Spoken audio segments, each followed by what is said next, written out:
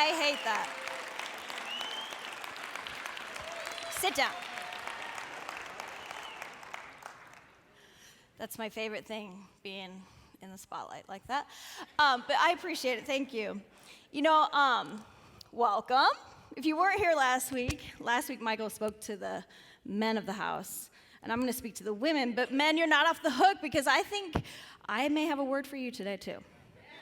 They're nice words, but I think there's something in this for you today. And, I want to give a shout out to Michael, who did such an excellent job last week. Don't you think, just setting up this series? Made it hard to get up this week and follow that, but he did a beautiful job. And I just want to make it clear, because I will be talking about respect and honor a little bit today. And I want to make it very clear that this is in no way an affirmation of an abusive relationship. Okay? So if you are in that situation where you feel that respect and honor is being abused, we want to help you, okay? And we in no way affirm that unconditional respect means abuse, okay? We're talking biblical marriage. And Jesus loved the church, and that's how we're supposed to love. Love your wives like Christ loved the church, men. That's what it says for you. And Jesus was not abusive. So we're going to talk about that today. But I just wanted to make that clear before we get going, get the housekeeping stuff out of the way. And a shout out to all the singles, okay? Some of you may not even be here today, okay? But I want you to take notes, and take more notes, okay? Because this will be an awesome setup for you for your future. You see, I always viewed my time as waiting for Michael as a time I wasted it, I feel like. I was so focused on finding the one that I didn't do what God had called me to do in that season of just being by myself. And so I encourage you to not waste the waiting. Don't waste that time. Be all that you can be in this season for him. You see, I spent so much of my time saying, when I'm married, or I'm in that relationship, or I'm doing this, that I missed some things that I think God had for me maybe in that season. So listen up. Take notes. You're going to need them. And so I want to clarify a few things that Michael said about me last week. I don't usually get to follow up. Okay, first of all the questions like Barbara Walters. He said I resemble Barbara Walters with all my questions when we're talking. I love Barbara. She was a trailblazer for women, okay? And so God rest her soul, okay? I loved Barbara. Secondly, my love for Say Yes to the Dress. I will never renounce my love for Say Yes to the Dress. And there are multiple ones. There's the UK version, there's the northern version, there's the Atlanta version, and which was the other, Atlanta. And there's different dresses, different stories. You will have Kleenex. Some of those stories are brutal, okay? So I enjoy it, okay? I enjoy it, and I don't renounce it at all. And if you want ladies, if you want to watch the UK version, they're brutal on there. Maybe it's I don't know, Mom, our honesty or something. I don't know. Anyway, the past almost 19 years of marriage, 20 together, have been our greatest teacher. It's been our greatest lesson for Michael and I. And I think for years, when we first got married especially, or before, I think I felt like I had to have the perfect home. I had to have the perfect decor with the cozy blankets and the Instagram-worthy life where we sat around and had family devotions every night and maybe in the morning prayer before school. And I realized when reality slapped me in the face that what makes a home a godly home is the presence of him. And it's the presence of his Holy Spirit. You see, he's the one who meets us in the mess, literally. And I've shared before when I've been up here, but I know there's many new people here too, but I've shared before that I was single, dating, engaged, married, and became a mom all within 2 years. You see, I often talk about how overwhelming that season was for me and going through some postpartum things and going through some depression and anxiety in those early years. But you see, I went from being this carefree single girl who was involved in worship, who was a leader in the youth group, and I came into these new roles, right? I came into these new roles of being a wife and a mom. I had to be a daughter-in-law. I had to be a sister-in-law. And all these roles were new and they were big. And I think sometimes, especially as women, we have this romantic comedy mindset of finding the guy. It's the kiss the guy under the stars in the rain. It's get proposed to with the fairy lights and the photographer. And it's the say yes to the dress moments. And then we think we have made it once we say yes to that dress. But no, that's where it all starts. And hear me on this. You see, Michael is very romantic. I'm not going to throw him under the bus, okay? He is very, very romantic. Our first month dating, I got a dozen roses at work. Okay? The second month, he went on vacation with his mom, left gifts for every day he was gone with my mom, then came home early because he couldn't handle it. Yes. And even just last week, he talked about how he took the day off of work just to do the things I want to do, right? And so he is very romantic. And at our wedding, I wore the most beautiful dress, and I would still say yes to it. And we rode off in the horse and carriage. So what I'm saying is there's going to be those movie moments, but there's also reality of life. There's trauma, there's disagreements, there's raising toddlers and teens, and there's movie moments, but those movie moments really quickly become reality TV moments. Where you have to choose to love each other, where you have to choose to say I'm sorry, where you have to choose to be in it for the long haul. Michael mentioned women needing love last week, and this week we're going to talk about men who need to feel respected. But I'm saying we all need love and respect. We all need love and respect. It's just we respond differently depending on who we are. So I want to give you 3 things your husband needs, ladies. You ready? Write it down. 3 things. 1 is sex. 2 is sex. 3 is a little more sex. I'm just kidding. That's next week. We're hitting that stuff next week. But some of y'all, you need to be at the altar already. I can tell. But as I thought more on this topic and how I was going to approach this today, I remembered one of our team values, and I actually spoke on it last year. And the one that came to mind was, and it fits perfectly because Michael talked about last week how our spouses need to be our best friends, right?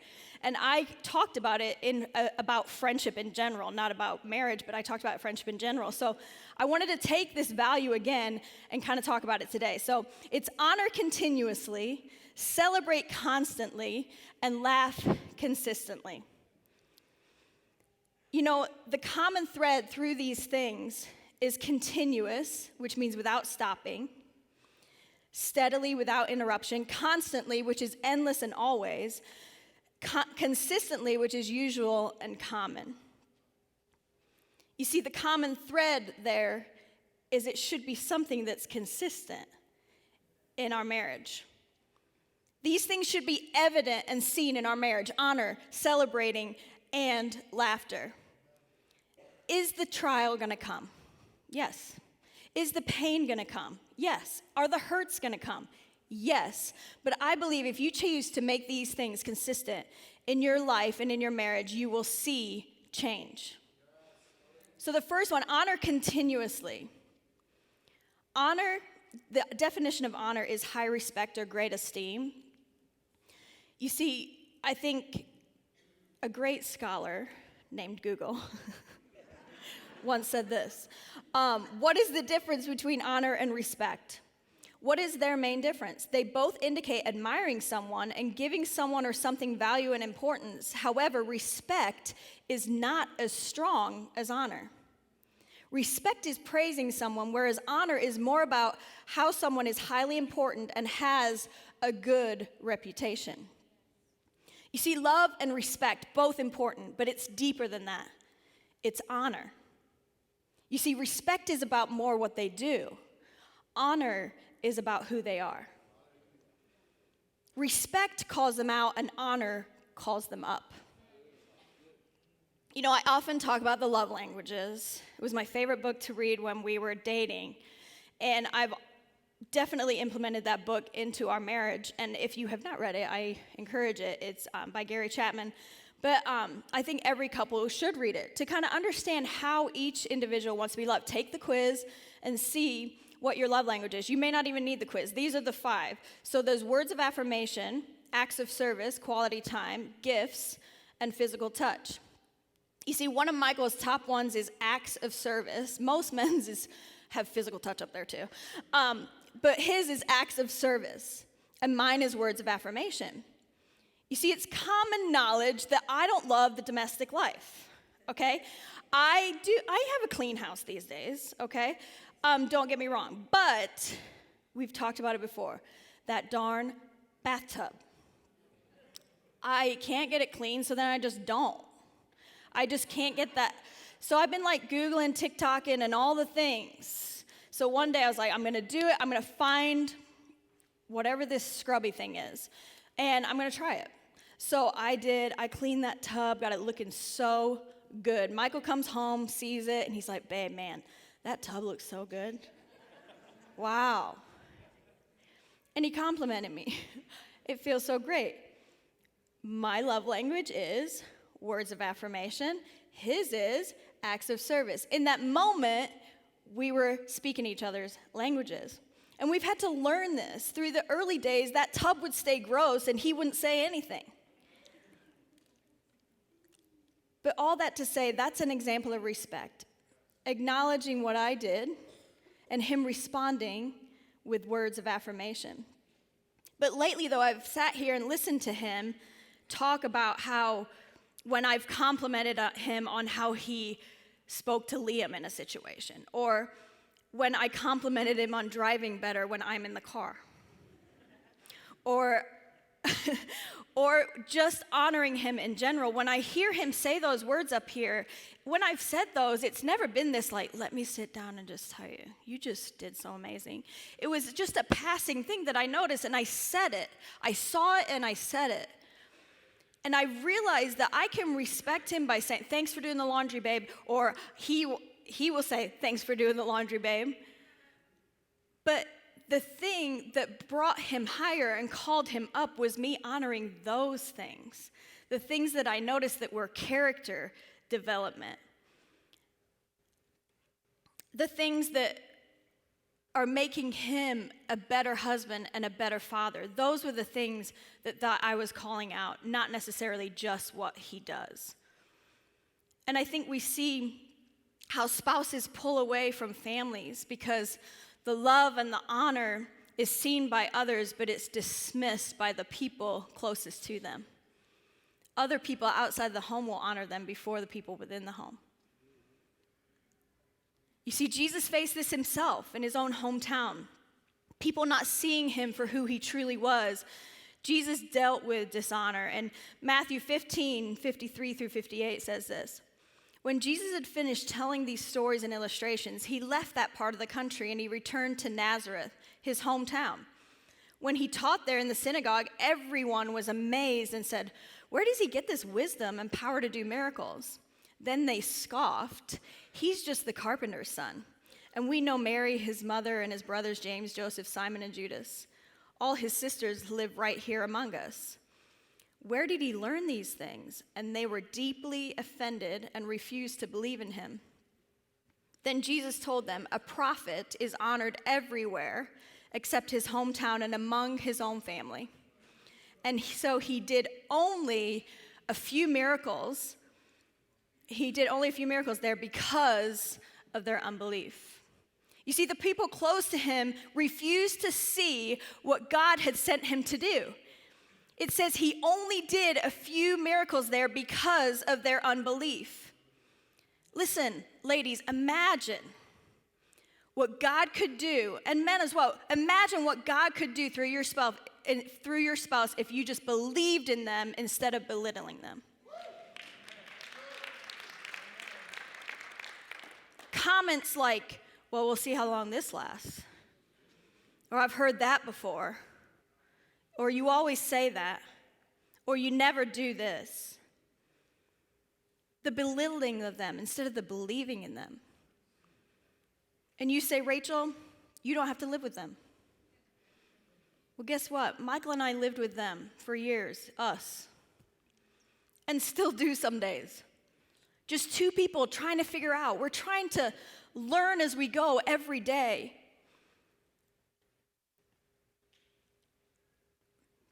And I'm not saying you can't be frustrated. And I'm not saying you can't be mad. Because there are things each of us need to step up and start doing better. These messages do not give you an excuse to sit back and just be like, well, Pastor said you have to do this. No, get up off your butt and do something. But I'm saying that it's not an excuse. But men, some of you needed that wake-up call as much as us. But movement on both sides needs to happen to see change.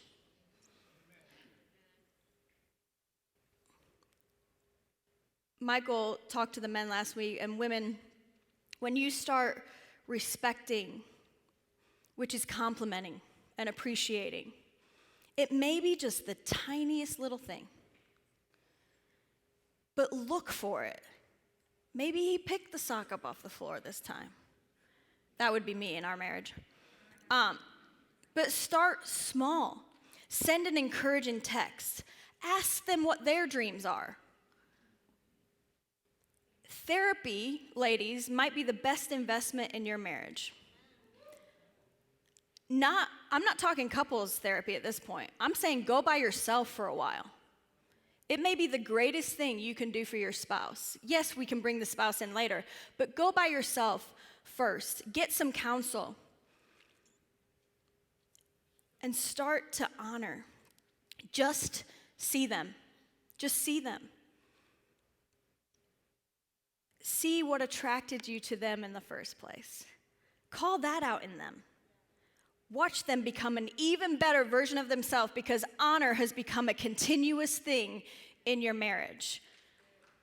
And what honor is and respect is just seeing that in people. It's not only for who they are, but you're calling them to who they are becoming.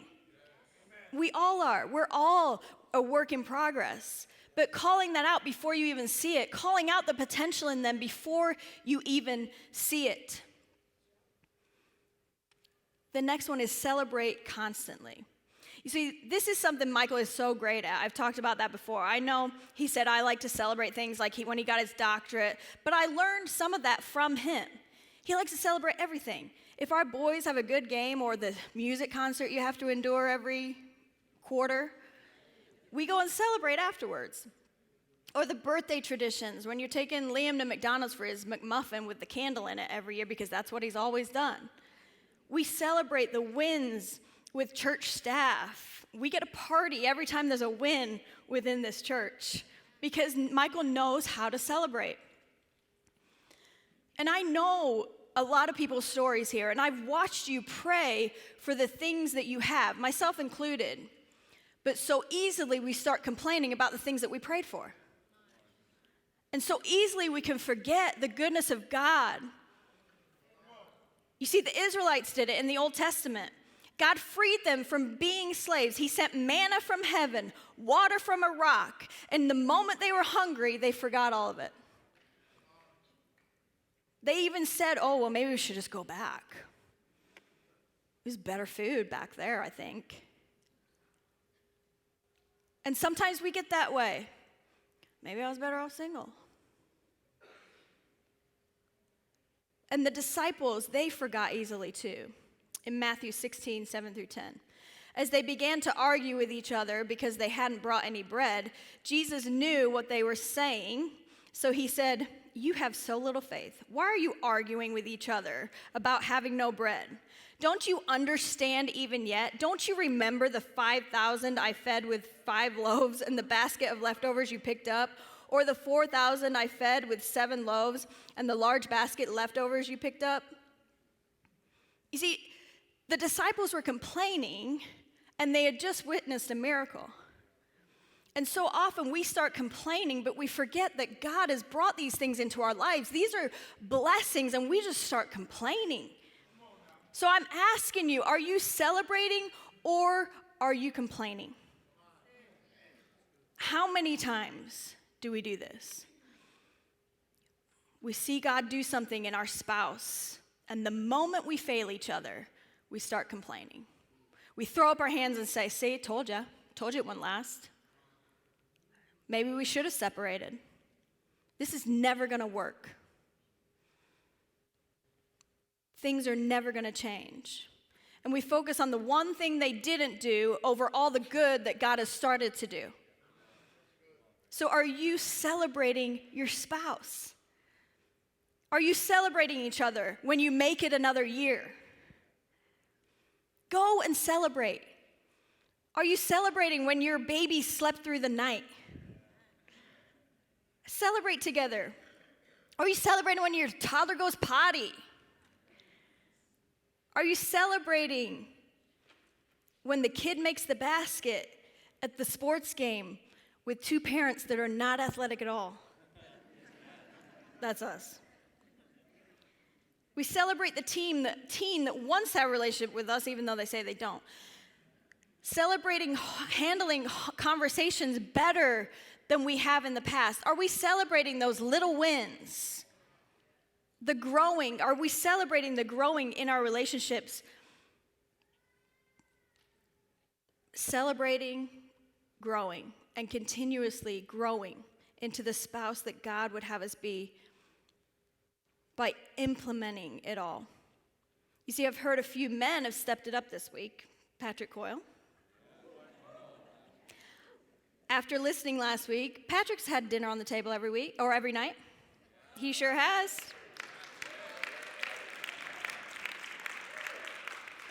Planning date nights. I know the CIs went out on a date night that he planned for them, saying I love you and showing love. I've heard all these stories this week. And lady, now it's your turn. It's your turn to honor and to celebrate that.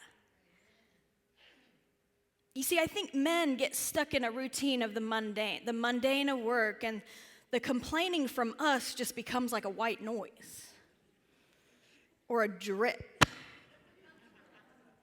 We have become real drippy, and not the cool drippy like the kids are saying these days. Some of us have heard, and we hate the verse, us ladies. A quarrelsome wife is as annoying as a constant dripping on a rainy day, Proverbs 27:15. We are talking about celebrating constantly, but some of you are dripping constantly. Anyone seen a gutter that drips on a rainy day because it needs a good clean out? Our gutters are like that. Every time it rains, we're like, oh yeah, we probably should clean that out. And it's annoying. You can hear it outside the window the whole day when it's one of those rainy days. But it's because all the dirt and the debris is in there blocking it. Some of us ladies, we need to clean out our gutter. We have so much, not just from life now, but we have so much from the pain and the hurt that we've gone through, whether it's childhood trauma, whether it's childhood just things in our childhood, whether it's things we've gone through in the church, whether it's things we've gone through early in marriage, or maybe it is stuff that we're going through now that we're just stuffing, and we've let it clog up the drain so we just become a constant drip and a white noise because of the overflow of that. We become Debbie Downers that don't even know how not to complain. The drip of our mouth just becomes the white noise to our spouse because they feel they can't ever get it right anyway. So they tune out. We need a gutter clean out. So I'm encouraging you, pray, seek out some counsel with your mentors or with your counselor. Acknowledging it is the first step towards the cleaning out. And men, you're not off the hook. Your gutter can be clogged too. That you become so numb to the need of love that your wife needs. You see, when those clogged gutters are dripping, this is what she's really saying. Can you just show me you care? Can you just show me you love me? Can you show me why we're even together in the first place? Can you just tell me I'm beautiful sometimes? Show me you're still in this forever. Show me that you forgive me. Love me and show it. and love me and show it, just like Michael said last week.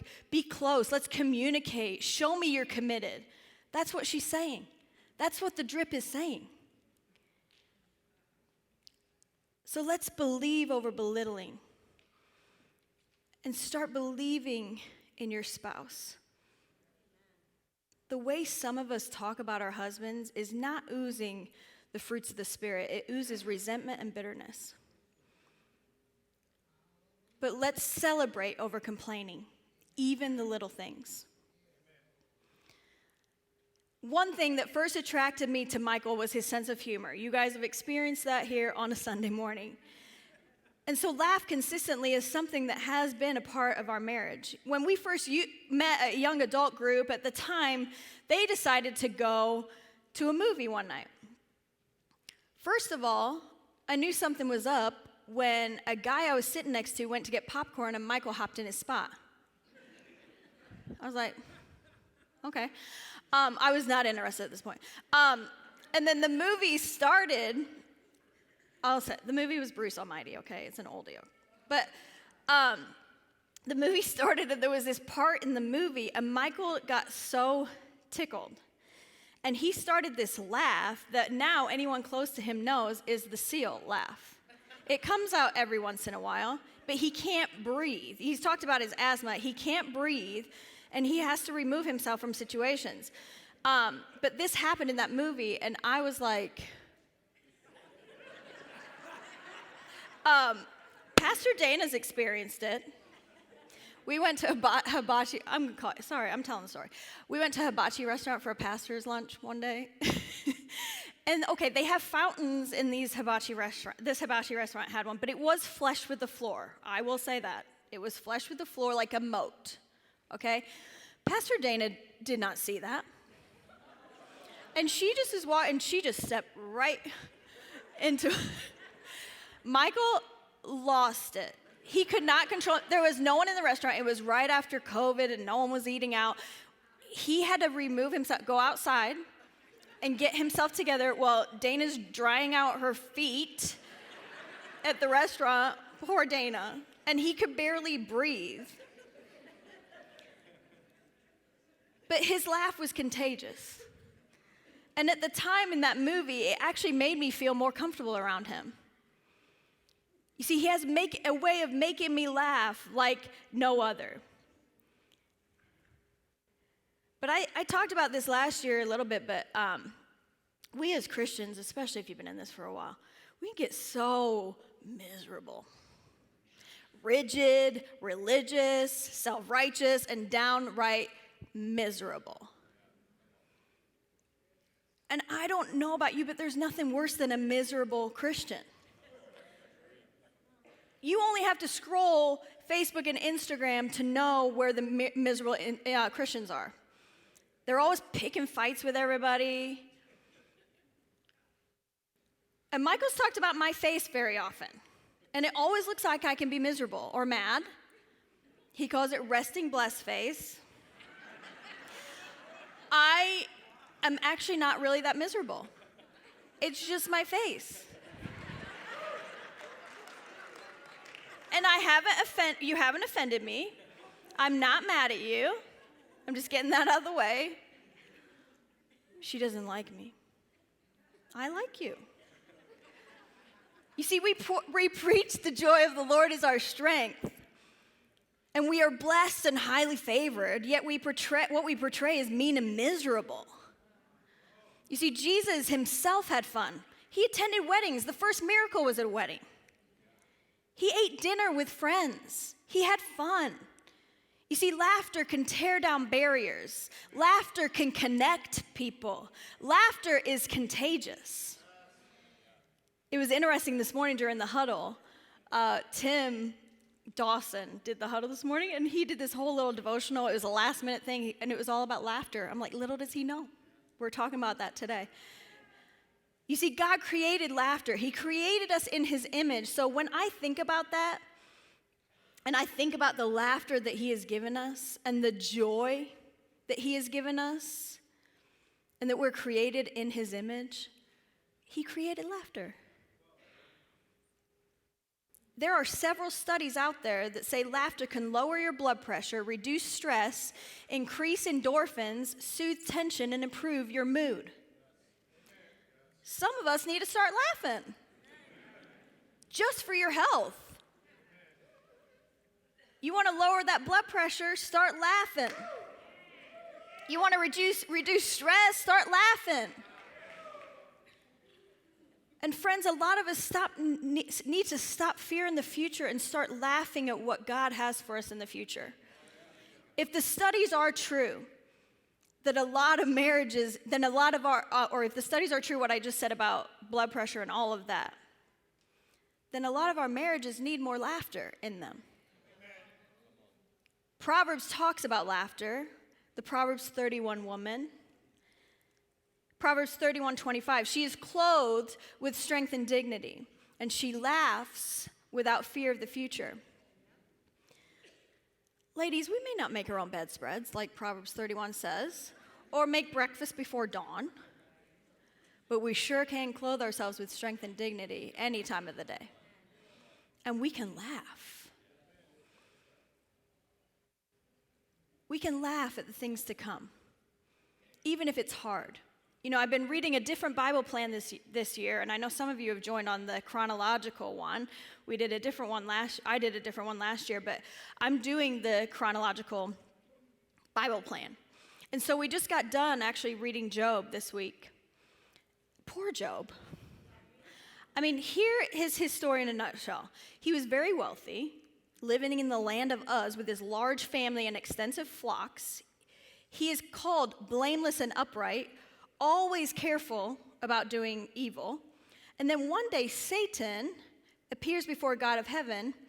God boasts to Satan about Job's goodness. But Satan argues that Job is only good because God has blessed him.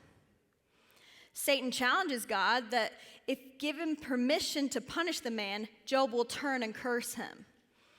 So God allows Satan to torment Job, to test him. But he forbids him to take his life. The story, and that's another thing too. Satan can only do as much as God allows him to do. The story continues that Job loses everything, but refused to curse God. In the middle of it all, Job 8, he says this. In the middle of it, he says, "He will yet fill my mouth with laughter, and your lips with shouts of joy." Job 8:21. You see, the end of the story is that everything is returned to him severalfold, a new family, wealth, and he lived another 140 years. He lived a full life. Amen. You see, in the midst of your pain, and there's so much pain, laughter can be healing. You may not see it yet. You may not be ready to laugh in your marriage yet. But he says he will yet fill your mouth with laughter and your lips with joy. You see, he can restore things better than they ever were before. We just have to trust him. We have to know him. And we have to rest in the fact that he has it all under control. And we need to laugh at the things that he is going to do, even in the midst of the pain. So let's laugh more consistently. You know, as I finish up today, I've been talking to the women, but I really want them to lean in a little bit. I'm making one more correction of Michael last week. He said that during those few weeks of the year, the first few weeks of the year that were really rough for me, that I came to him first. He was talking about friendship and that I come to him first. And technically he is right. But I learned a long time ago, early in our marriage, that it's Jesus I need to fall on first. The time he was talking about, it had been filled with some hurt, some wounds for some people, some lies that had been said over my life. I was getting over COVID. My friend given a week to live. And a night after a brutal meeting, I went to bed feeling really defeated. And the next morning at 7 a.m., Don called me early to tell me that Sue had peacefully passed. It was excruciating on top of the defeat I already felt. And I was alone at home. I had done my morning routine. If you follow me on Instagram, you'll know it. I work out, I do my quiet time, I go on with my day. And I was dealing with some hurt and wounds, and I was hearing those lies replay in my mind of what Satan likes to use to take me out. But you know, I'm teaching a study on the armor of God right now in spiritual warfare. So I know the strategies he uses to take me out. And you know what? In the past, they would have taken me out for weeks. But I'm learning.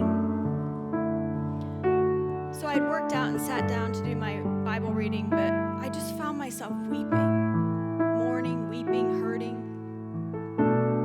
and praying. And as I did, I felt him so close that morning. I felt him say, "Come on, Rachel, we've been here before. We've been here before. We're not staying here. You know what I say about you. You know that I love you. You know that I have handpicked you for this calling. And Sue is with me. She is at peace, and she would be cheering you on and encouraging you the same way."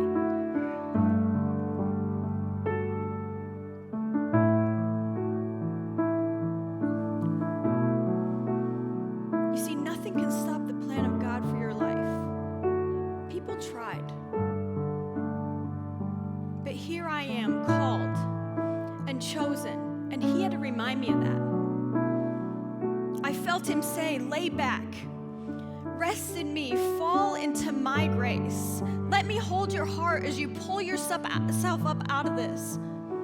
Put on my armor that you are learning about and start knowing who you are in me, and no one else's voice can drown that out if you just rest in the truth of what God says about us and what he says about you."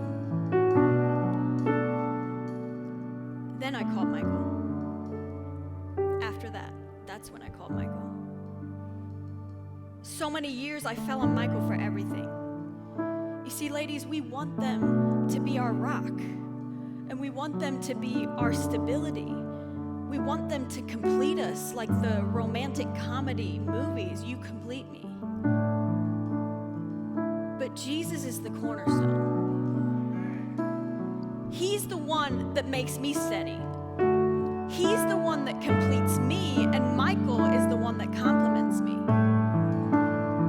You see, we put so many unrealistic expectations on our spouses, women especially. We want to find our security in them and not Jesus. They are not Jesus. And it's not fair. It's not fair to them to put those expectations on them, because they will fail you every single time. They will never feel your insecurity. They will never feel your doubt. They will never calm your fear. And men, you're not off the hook either. Love your wife. Show her. But women, we long for our men to say those sweet nothings. We long for our men to be our insecurity, to say those sweet nothings. But in this series is based on sweet nothings, right? But I want to challenge you today. Jesus is wanting to say a sweet something to you every day. He wants to hold you close. He wants to wipe those tears. Every single one of them precious to him is what the Bible says. He wants to be your steady. He wants to be your rock. And as you lean in and start to believe those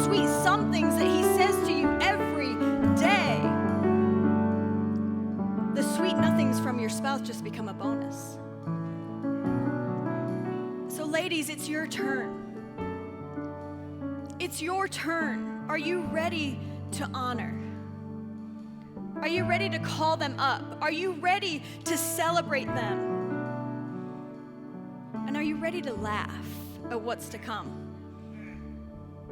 But more importantly, are you ready to fall into the arms of Jesus for those sweet somethings that will steady us to be the wife your husband needs? Because when Jesus takes control, when Jesus starts saying those sweet somethings, you become the wife that he needs. So it starts becoming easier to honor. It starts becoming easier to respect. And then guess what? It's easier to love you. It's easier to show the love from his side of things. And so that last week, Michael had a response for the men, and I'm going to have a response for the women. And men, maybe you want to too. I don't know. But if that is you this morning and you're saying, Rachel, yes, I'm not honoring the way I should. I'm not celebrating the way I should. We're not laughing. I want to laugh at what God is going to do. I want the joy of what God is going to do in our marriage. But more importantly, are you putting expectations on your husband that Jesus needs to be filling? Are you wanting those sweet somethings from him so you can be the wife you need to be? And if that is you, I just want you to stand up right now. If that is you and you're saying, I want to fall on Jesus. I don't want to place those expectations on him anymore. I want to find my steady in him alone. So I want you to come up like last week. The guys came up, and there's something beautiful about last week when I looked at all those men at the altar. It was so emotional because this culture doesn't promote a healthy, manly thing in a marriage, right? But now seeing women come that say, I want those sweet somethings from him. I don't want to rely on my spouse for that. I want to rely on Jesus for that. It's a beautiful, beautiful thing. We talked about his name this morning. A beautiful name. He's wonderful. He's powerful. And I don't know where you are at in your marriage today. I don't know what's going on. But you're making the move. So when you start falling on Jesus, things will start falling into place. So this morning, we're going to worship our way out of here, but I want to pray over you before we do that. But when we come to that worship song, fall on him. Fall into his grace so that we can honor, so we can celebrate, and so we can laugh for the future. Okay. Father, I thank you so much for each and every woman that is at this altar. And I thank you for each and every marriage in this room, God. I pray that you right now would come and that you would fill these hearts with sweet somethings, that they would feel your presence, that they would know that you're near. And in the midst of the pain and in the midst of the hurt, whatever they're going through, maybe it seems impossible, God, but you will come right now and you will start to complete them, that you would start to help them know that you are the missing piece, that they need to fall on your grace daily, that they need to fall in your arms, God. I pray right now that they would feel you so close in this moment as they put you first in their marriage, God. I thank you for what you are doing in this house and in these marriages, God. And I laugh at what you're going to do in the future in these marriages, God. In your name I pray, amen.